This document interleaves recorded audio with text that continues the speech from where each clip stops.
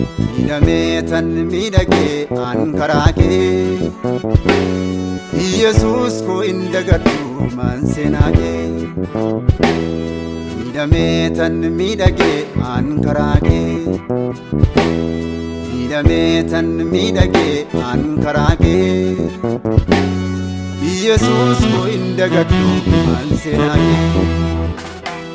Na dabarsite ta'a salphina ulfinatti Seenaa koo dudduubaa tarsite tamduratti Na dabarsite ta'a salphina ulfinatti Seenaa koo dudduubaa tarsite tamduratti Keessumaa Naafkan hin daagatamne Naafkan hin daagatamne Si waaqessa hin salphanne Keessumaa Naafkan hin daagatamne Naafkan hin daagatamne Siif jiraadhe hin salphanne waaqessa hin salphanne Siif jiraadhe hin salphanne Si waaqessa hin salphanne Siif jiraadhe hin salphanne Si waaqessa hin salphanne Siif jiraadhe hin salphanne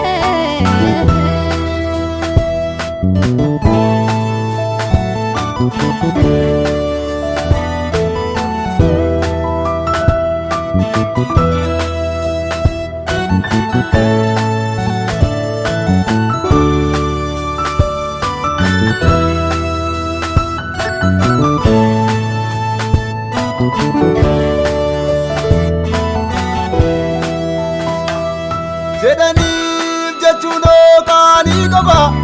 kee argeerani waan hedduu ija koo nan argeen diigamaa koo guutinaa futuutu natti naannessitee mikillaa bidda ormi nan keenye qubaa iddoo isaa olaanuun keessa kooti si bal'aadhaa mu'uuba Natin dukkanomne naafife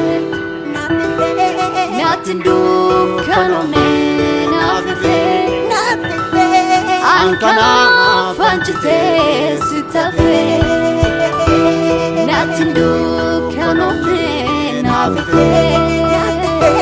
Natin dukkanomne naafife Ankanaaf anjitee si tafe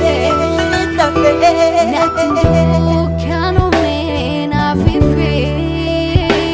Natin dukkanomne naafife Ani kanaaf anjitee si tafe